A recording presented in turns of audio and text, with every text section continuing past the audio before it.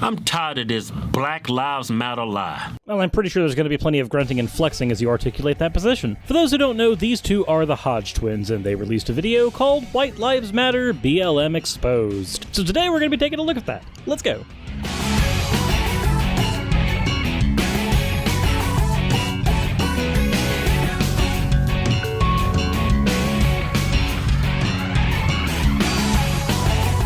Alrighty, so for those of you who are new to the channel, if you haven't been here before, please hit the subscribe button and the bell notification icon so that you can see when new episodes come out. If you decide to become a new subscriber, please let me know in the comments section below so I can say hi. So, in today's episode, we're going to be going over the Hodge twins, a little bit about what they represent, and what their video actually has to say. But before that, fan art. First, we have me internally screaming by Ghost-chan, a Tiny Suris by Ikakus, and a Rule 63 Hooved Suris by Jack and Quill. As always, thank you all for your fan art submissions, and let's get right into the video. Yeah, everywhere you go. I go to Grubhub, Uber Eats, Twitter, Facebook. Hell, I get a telemarketer calling me, please donate to Black Lives Matter. I'm tired of this damn lie, so I'm going to expose it. Yeah, I'm not going to tell you. I got to show you, because if I don't show you, you're going to call me a liar. Well, what exact lie are you going to be exposing? Like, what part has actually been inaccurate? Also, if you have a problem with multiple corporations signal boosting a societal cause that society as a whole is backing, your issue is that it is currently profitable for those corporations to do that, which means your issue should actually be with capitalism. You know, that system that incentivizes the marketing that actually allows for this to be a profitable venture. That system that also incentivizes this because by not backing a social movement that has gained plenty of headway, they stand to lose revenue to businesses who have signal boosted. This can be seen pretty easily with things like Pride Month as well, where in other countries that happen to be less than friendly towards LGBTQ individuals, these same companies don't express the same measure of signal boosting behavior. So again, if your issue is with marketing, then maybe take it up with the system that actually enables that kind of marketing. Okay, anyway, let's continue.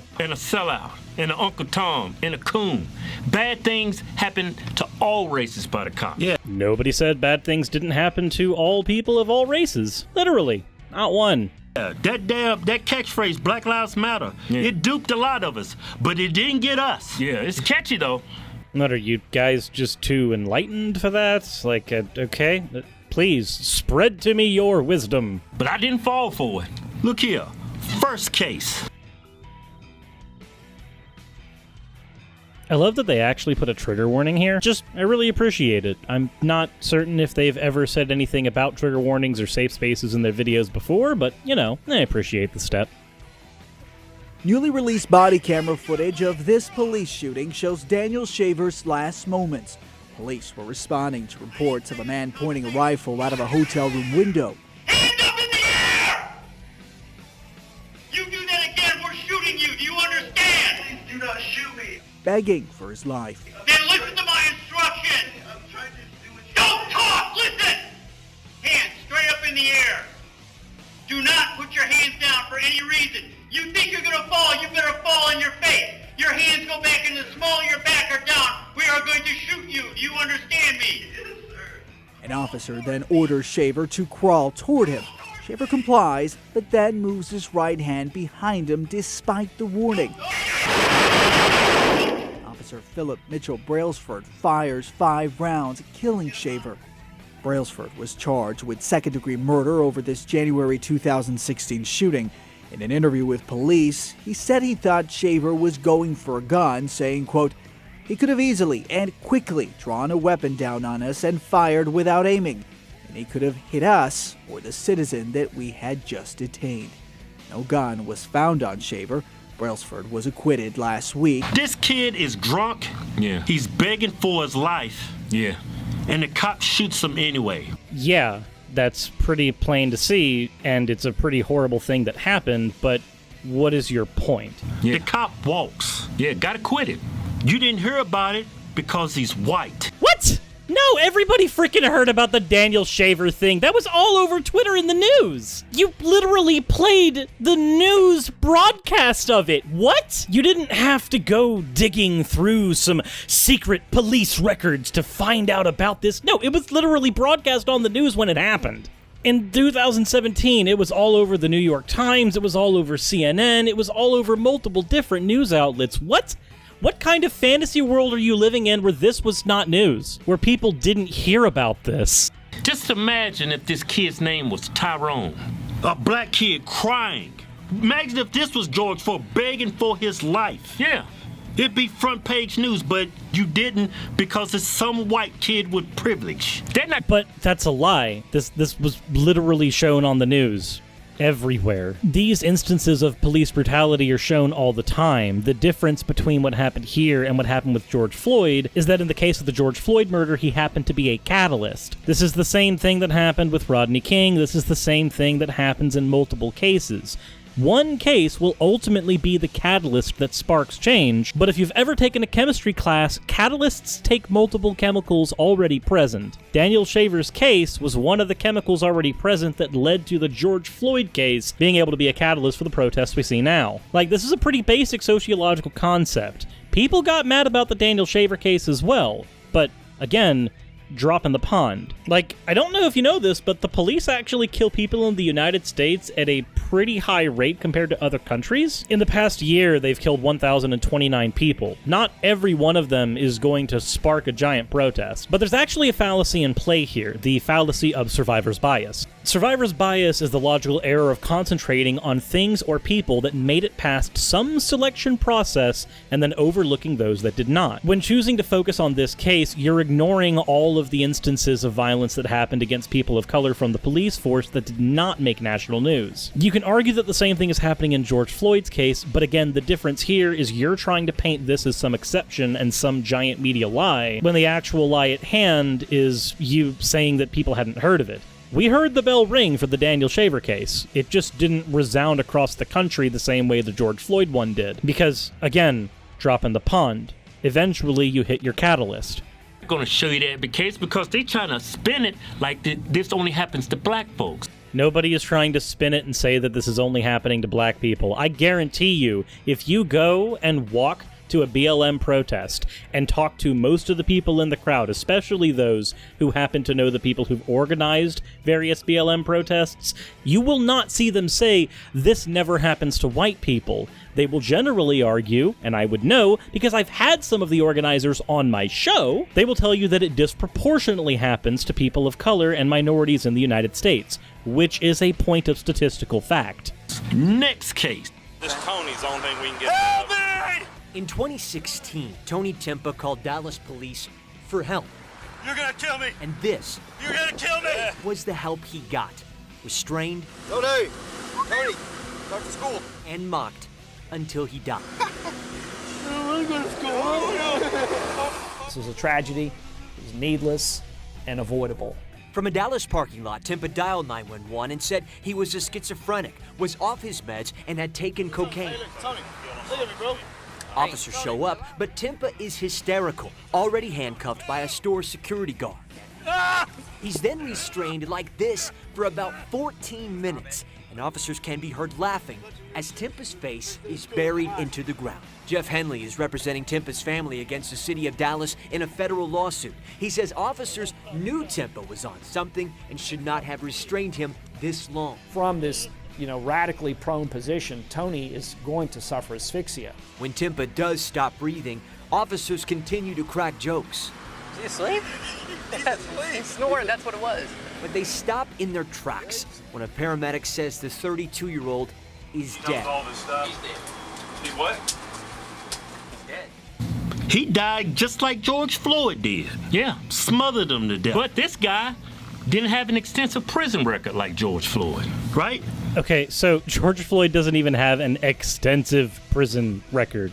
In fact, actually, when I looked through that record during the Candace Owens video, it's not anywhere near what people are trying to argue that it is. He has a prison record, yes, but what point are you trying to make with this video? Because you are trying to do a BLM exposed, oh, scary type of deal. So let's see what your actual point is. And the cops are mocking the dude after he's dead. They saying he's asleep. Yeah. You didn't hear about it because he's white. Except I did hear about it. Like, could I say his name? No, not before you played the video. But I remember this playing on the news, and I remember seeing this on Facebook and on Twitter and everywhere. Not for as long, because had George Floyd's death not ended in protests and riots, I wouldn't have seen George Floyd's information for as long as I did either. If you're going to try to argue that this wasn't big news or this wasn't something that we heard about, we did. It was on the news. You literally pulled this information from the news. You're sitting here staring at the camera, lying to your audience, and the best part is, you believe they're dumb enough to lap it up. And given the like-to-dislike ratio on this video, they are. You're trying to argue that the media didn't cover this. It did! You're literally playing the video of the media covering it. Imagine if this guy was a black guy. 2 police officers standing over a black body, laughing. So, given that protests are not just saying that Black Lives Matter, that's the slogan, and the slogan does not necessarily denote every single thing that the protests happen to encompass, you seem to be arguing against a slogan more than an actual movement, which is, of course, a straw man. You're arguing against the position that apparently black people are more important, which is not the actual position that Black Lives Matter takes. And you're trying to argue that black people getting killed happens to be more newsworthy than white people getting killed, but you happen to use sources from the news, which kind of directly contradicts that point, because then they were just as newsworthy to be on the news as well. Your argument seems to be that these white people dying has not been spotlighted the same way that black people dying has in the news. Whether or not this is the case is a red herring, though. This is known as the red herring fallacy or deflection fallacy. This is where something that seems like it is substantial is thrown onto the table for you to consider when it doesn't actually matter. You end up spending your time on the red herring. The goal of the red herring fallacy is to divert attention from the real issue by focusing instead on an issue that only has surface relevance to the actual conversation. So, yes, these people getting killed does matter, and it is a problem. But that problem is also being addressed by the BLM movement, because police brutality on the whole is what's being fought against. It just so happens that that police brutality disproportionately affects black people. If you take a look at this graph, it shows the disproportionate amount of killings that have happened between police and civilians. And before somebody tries to interject in the comment section that we have more people in the United States than some of these other countries, you're right. That's why this graph is per 10 million. This is to show an average amount of people killed per a given amount of the population. It takes into account the fact that population sizes are different. The United States is grossly overrepresented in a graph like this. Compared to other first world countries that have similar religious and ethnic makeups like Canada, Australia, and New Zealand, we outshine them in one of the worst possible ways. So the issue on the table is police brutality.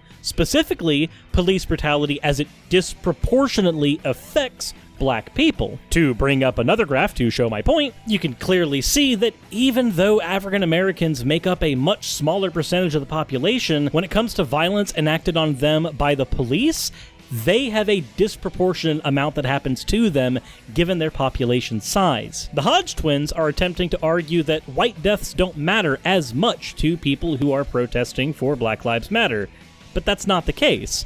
White deaths matter just as much as black deaths. What the Hodge twins are engaging in here is essentially being good black tokens. And they know that that's what they're going to be accused of because they did the whole Coon and Uncle Tom bit earlier. But the thing is that that's exactly what they're doing. They're parroting the opinions of racist people who try to go, all lives matter, don't you see this is all a farce, but they're ignoring all the data. That's the audience that the Hodge twins are trying to parrot this video to. Those people who don't want to analyze the data, who want to be spoon-fed opinions. And honestly, that doesn't help anybody come to an understanding about anything. This actually lets people fall into what's called the just world hypothesis way too often, where instead of talking about the issue of police brutality, they can say, well, if police brutality happens to both white and black people, then at least we still live in a just world, where everything's balanced. But one, everything's not balanced. That is one of the refutations of the just world hypothesis. And two, even if we saw a proportionate amount of white and black people killed, we still have a disproportionate amount of police killings and brutality in the United States in general. So no, we don't live in a just world. There are things that need to be handled. And unfortunately, the counter to that is that people will always be racist or something like that, but there have been societies that don't see race the same way as the way we see it right now. Many of the problems in the world that are seen as just the way the world works can be changed. Look at where the United States is right now compared to 200 years ago. 200 years ago, slavery was just the way things are.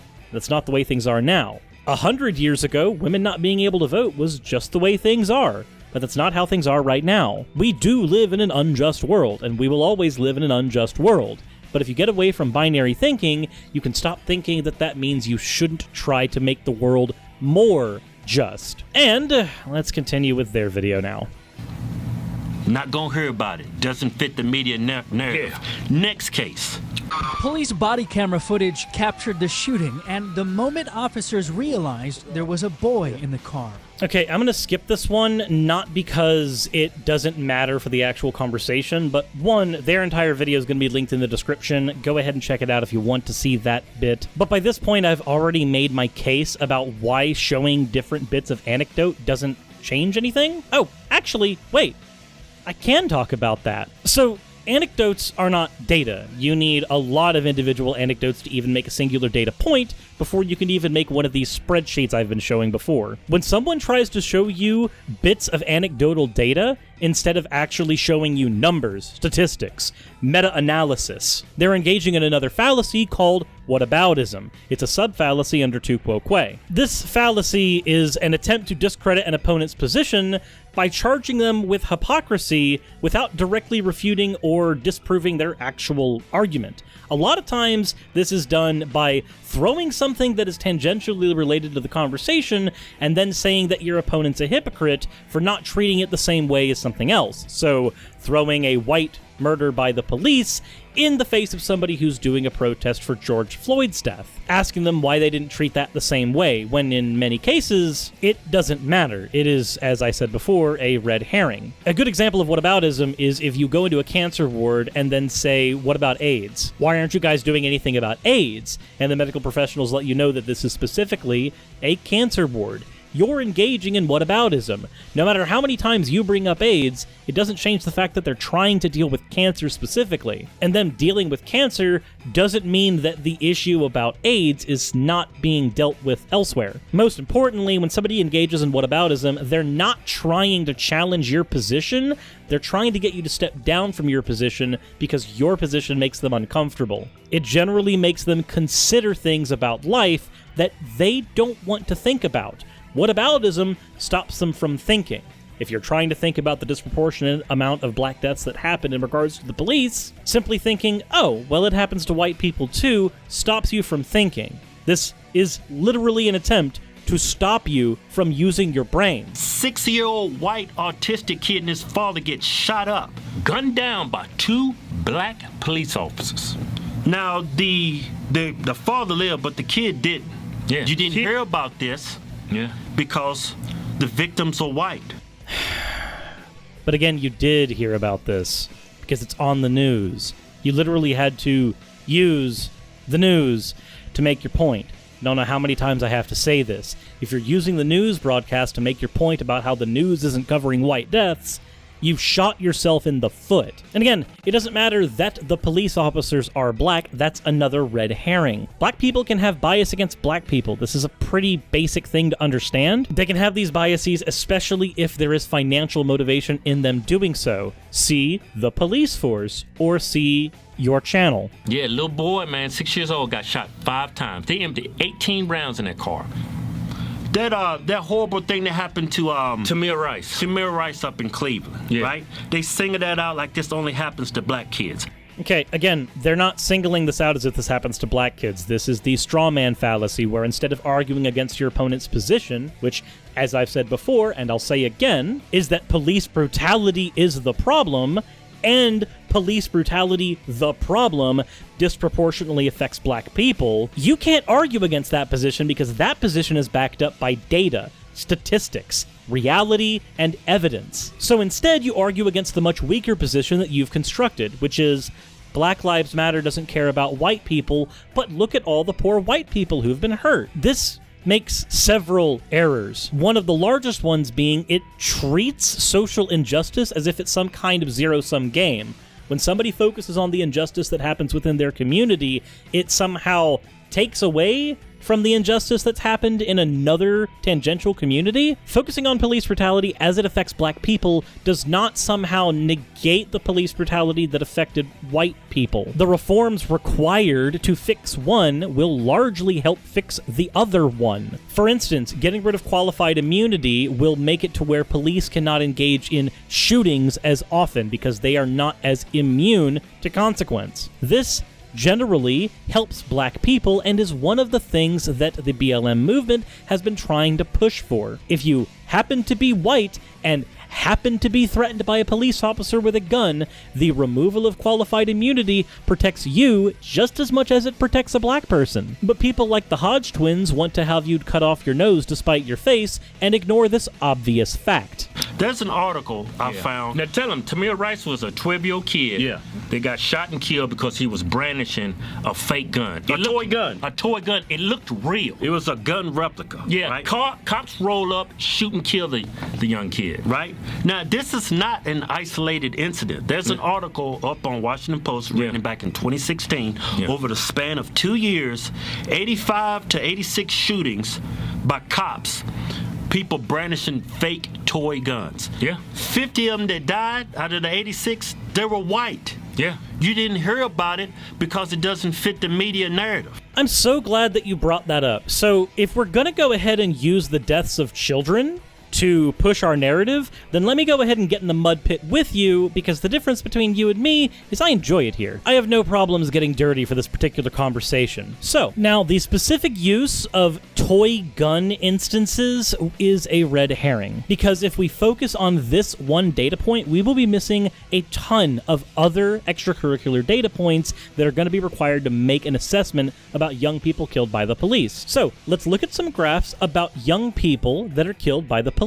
According to this graph here from the Center on Juvenile and Criminal Justice, the groups most likely to be killed by the police are as follows. African Americans aged between 20 and 24 at the top, but as we go down, we actually see that African Americans aged 15 between 19 has a little percentile here as well. Note who doesn't factor on this list. Now granted, this data is a little old. It is data from 1999 to 2011, and the data point itself was published in 2014. But I want you to notice something. The data accounts for young people. Now, it doesn't get as low as 12. I actually could not find data on children specifically. That's kind of what I wanted to find. But based on this graph, you are not even considered in the percentile when it comes to all numbers of minors killed by the police compared to African Americans in the United States, as far as likelihood to be killed by the police is considered. Now, I will say this.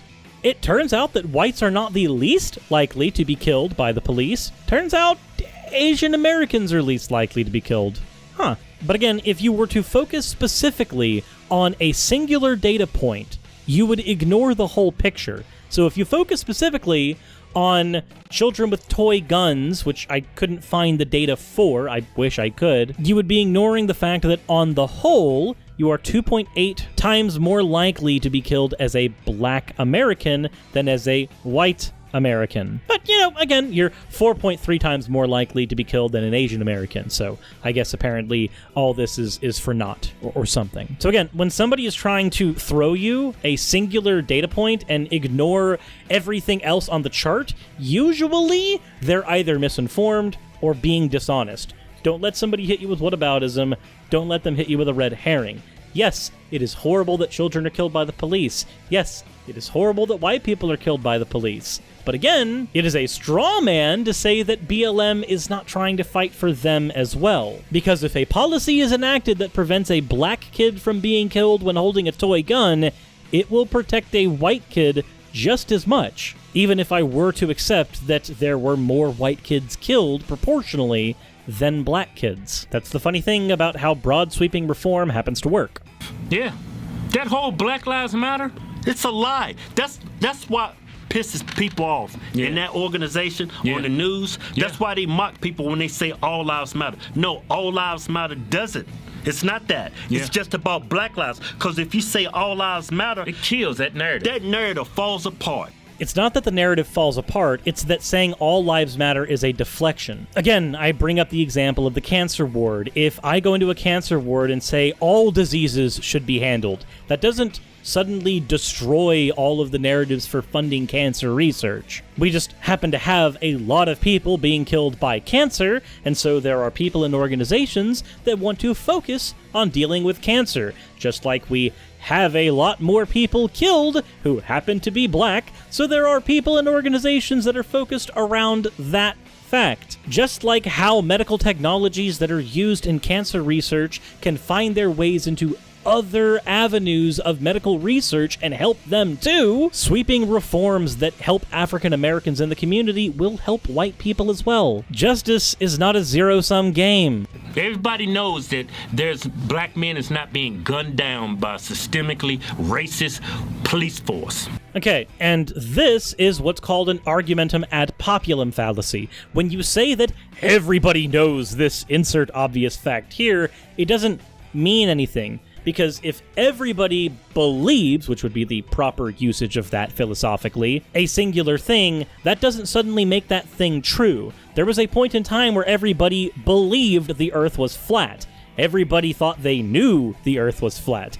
That didn't make the Earth flat. We have data from various states that shows that there is a bias against black Americans in the police force. We have data that shows that as a result of that, there are more black people killed by the police force proportionally to white people. There's no narrative falling apart. You just either don't understand an actual narrative when you see it, or you're deliberately obfuscating. They act like this damn United States is the damn, like a scene out of that damn movie, The Purge. Nobody's acting like this is The Purge. Yeah, and they keep saying, look at the prisons. All these black people incarcerated. Why? Because of the color of their skin, or because they was robbing people? Nope. While there are people in prison for robberies, if you look at the white versus black incarceration rates, you'll notice an awkward trend. Even though African Americans and white people happen to use drugs, as an example, at a similar rate across their populations, there are 6 times more African Americans charged for drug crimes. Nationwide, African American children represent 32% of those who are arrested, even though they only account for 12% of the population. If they were incarcerated at the same rate as white people, then we should see a similar spread in that data. But we don't. On average, black men who commit the same crimes as white men receive federal prison sentences that are 20% longer than white people, which would of course lead them to being in the prisons longer, so that when we take census data from prisons, they will be there more often. The source for that is also, by the way, the Washington Post. You know, the one you used earlier. Links in the description, as always. Also, we have to argue from the reality we live in right now, where black people are incarcerated at a higher rate than white people, and we have to figure out why that reality is the case. Now, there are some racist people who try to argue that there's some genetic element to crime, but I've already gone over that in my 1350 video. I'm not going to be repeating all that research again right now. Video will be in the description as always. All the sources I used for that video will be in the description of that video. Go check it out. Do your thing. I'm going to continue with this one. Killing people, committing crimes. If they're in jail because they're black, it's 2020. Nobody is saying that they're in jail because they're black. This is, again, a straw man, another fallacy, the one you've been engaging with a lot. It is that a crime is committed, or at least perceived to be committed, like in the case of George Floyd, and then there's a racial bias in the system once they're there that keeps them in longer, gives them worse charges. That's what we mean when we say a systemic issue. You can't argue against a systemic issue by pointing out various anecdotes. You need to look at the actual data that comes from that system. Pretty easy to get them out. You gotta have evidence to be in jail. You do not have to have evidence to be in jail. You can be detained without evidence, and if you can't afford bail, you'll be stuck in jail until you have a trial, and then evidence can actually be taken at that trial, but even without evidence, you can be in the prison system. This assumption that evidence has to exist against you for you to be in a jail cell at all is, again, a giant misunderstanding of the system we live in, and it's engaging in the just world hypothesis, or more accurately, the just world fallacy. We don't live in a just world. If we lived in a just world, evidence would get people convicted and then they would go into jail and so on and so forth. That's not the world we live in. There are people who go on death row and get the death sentence and then 10 years later are found to have never committed the crime. The evidence didn't exist. The evidence was in their favor.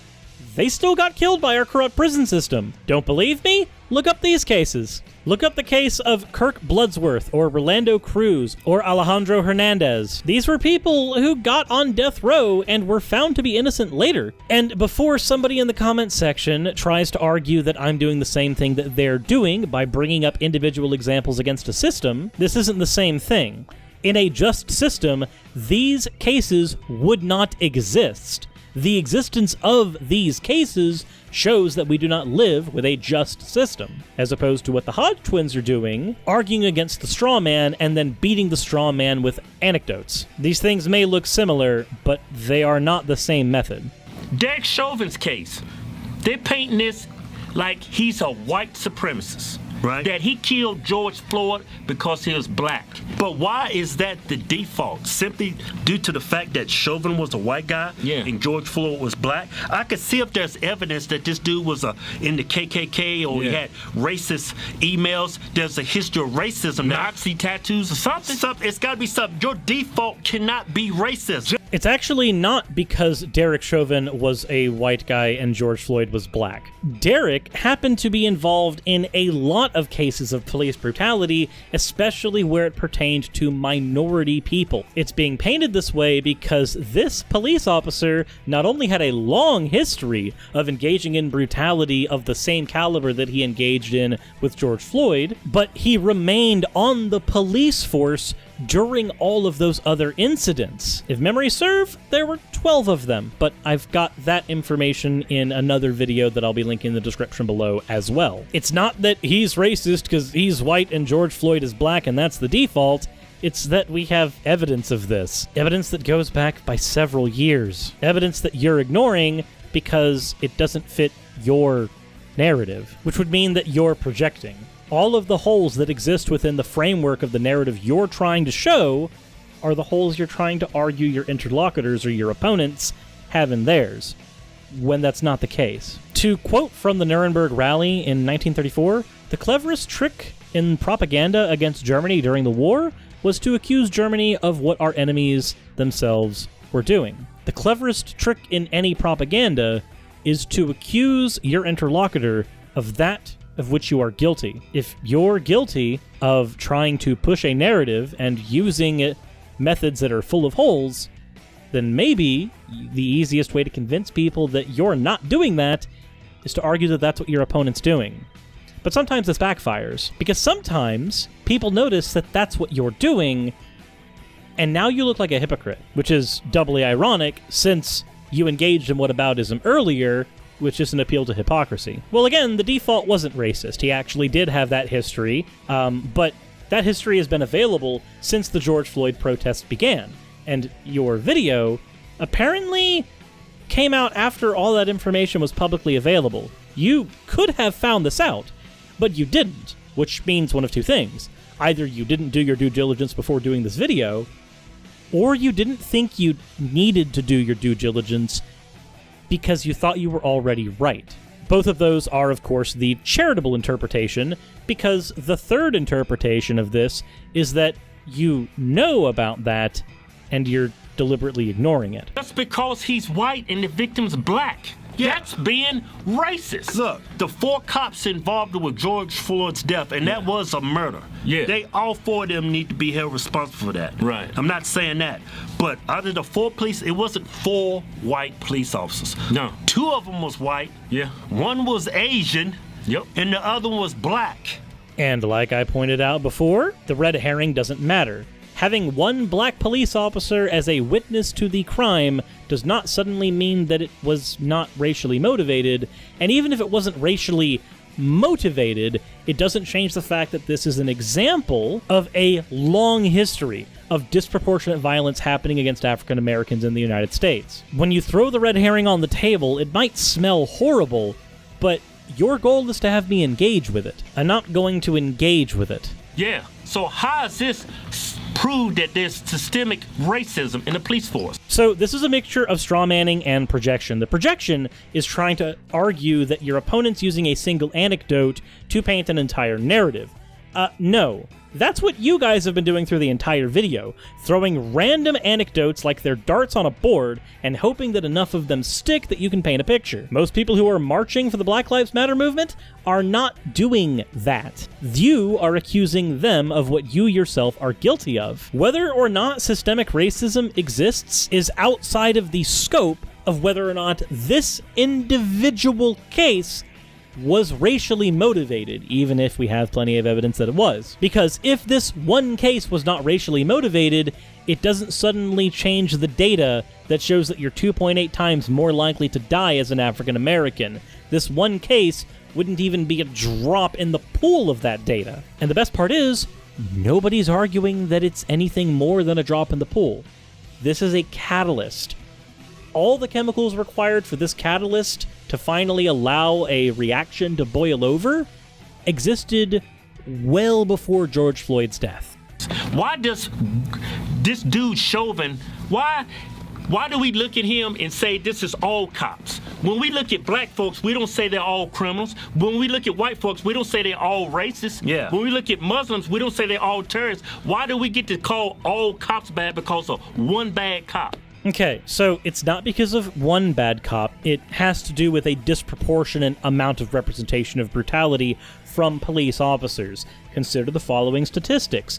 40% of police officers happen to engage in domestic violence with their spouses. This naturally means that 60% of police officers don't engage in this behavior, but compared to the general population, they overrepresent the domestic violence statistic. When it comes to brutalizing civilians, the United States police force is overrepresented compared to other first world countries. This does not mean that all police engage in violence, but this does mean that something about our system, something about the way that we do police work in the United States is fundamentally wrong, because if it wasn't, we wouldn't see these numbers. When somebody makes the statement, all cops are bad, I have seen and I have engaged with individuals who misunderstand this statement horribly. Usually right now, when somebody argues that all cops are bad, they're arguing the position that unjust laws exist. All police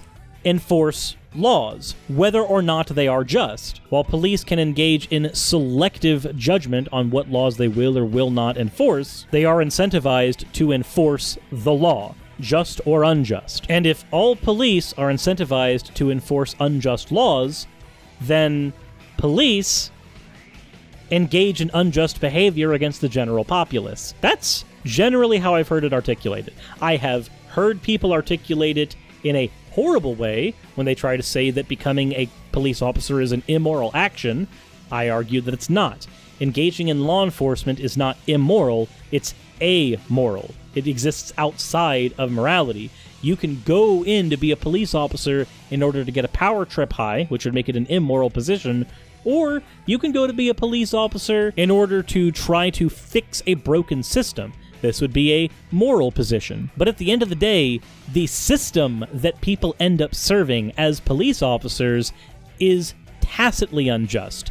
Consider the fact that the Supreme Court has ruled that police officers don't have to serve and protect United States citizens. Their onus is to capital, not proletariat. When somebody says all cops are bad, they're not saying that all police officers are horrible people. They're saying all cops serve an unjust system. But again, if you weren't strawmanning that position, you might have seen this. You see, the opposite of a straw man is a steel man. You try to figure out the strongest version of that position and then argue against that. The Hodge twins here have failed to do that. They have, throughout the entire video, created weaker versions of the position they're trying to argue against because it's much easier to argue against those positions. And, likely, the versions of those positions that they happen to argue against are the versions that their audience perceives as the positions themselves. I've engaged with people who have led these protests, with people who've been part of these protests, with people who've been propagandized in Fox News during these protests. I may not have a perfect understanding of everything that's been going on, but I've at least tried to understand, which is something that these two have not attempted to do. Now, there's like a minute left in their video. If you desperately want to see it, it's basically them just trying to say again that BLM is a lie because apparently it makes black people feel like they're less American or something. Even though historically they were 3/5 of a true American when it came to voting power and representation. If you desperately want to see the bits that I've omitted for expediency and the ending, then their video will be linked in the description as per usual. But I think I've played enough fallacy bingo with these two, and I hope I've provided enough argumentation so that if you happen to engage with somebody parroting the stuff that they've said, you'll be able to handle yourselves a little better. As always, sources are going to be in the description below. If you have a contention with something that I've said, then as usual, please let me know in the comments section. I'm not going to try to tell you what to think or how to think, but I am going to tell you when I see that something doesn't look right. And a lot of that seems to be showcased in the video that the Hodge twins put out here. So, with that said, please hit the like button if you haven't already. Please head over to Patreon if you want to support what I do. If you didn't know, I actually have a gaming channel as well, so go check that out down below. I don't just post videos of me playing video games. It's actually like video essays and analysis and stuff like that. So if you enjoy the way I handle topics on this channel, but you want to see how I do it with video games, hop over there and check it out. Anywho, with all that said, if you guys enjoyed, let me know. If not, you've already done so. And as always, everyone, insert end of video tagline here.